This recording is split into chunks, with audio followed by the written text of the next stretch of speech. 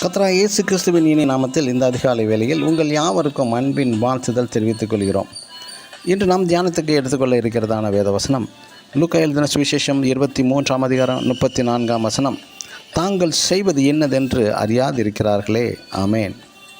இரண்டாம் உலகப் போருக்கு காரணமானவர் சர்வாதிகாரி ஹிட்லர் என்பது யாவருக்கும் தெரியும். இவர் தனது அண்டை நாடுகளான போலந்து, உக்ரைன், ஆஸ்திரியா, பிரான்ஸ் மற்றும் இத்தாலி பல ஐரோப்பிய நாடுகளை பிடித்து அந்த நாட்டு தலைவர்களுடன் ஒப்பந்தம் செய்து கொள்வார். அது என்ன தெரியுமா? உங்கள் நாட்டை அழிக்க மாட்டேன், நீங்கள் எனக்கு யூதர்களை மட்டும் பிடித்து தர வேண்டும்.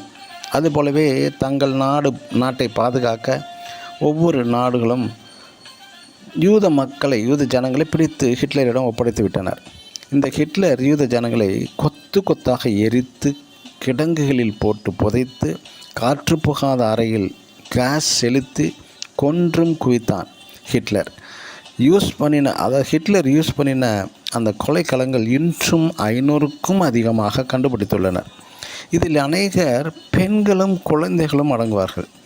யூத மக்களின் இரட்சிப்புக்காக அவர்களை பரிசுத்தப்படுத்த வந்த இயேசு கிறிஸ்துவை பிடித்து கண்களை கட்டி, முகத்தில் துப்பி, கன்னத்தில் அறைந்து, வாரினால் அடித்து, சிலுவையில் அறைந்து, இவனது இரத்தப்பழி எங்கள் மேலும் எங்கள் பிள்ளைகள் மேலும் இருப்பதாக என்று சொன்னார்கள் யூத ஜனங்கள். மத்தேயு எழுதின சுவிசேஷம் 27ஆம் அதிகாரம் 25ஆம் வசனத்தில் வாசிக்கலாம்.